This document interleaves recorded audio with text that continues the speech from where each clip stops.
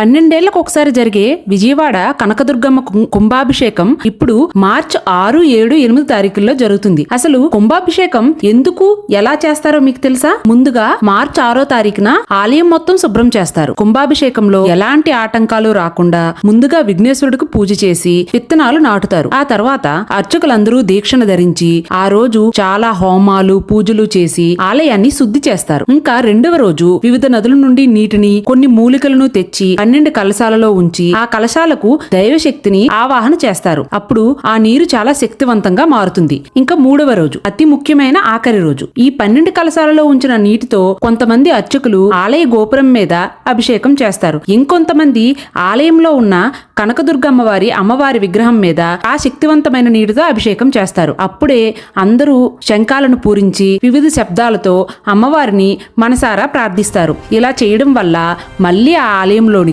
దైవశక్తి పునరుద్ధరించుకుంటుంది. మీకు కూడా దుర్గమ్మ ఆశీస్సులు కావాలంటే జై కనకదుర్గ అని కామెంట్ చేయండి.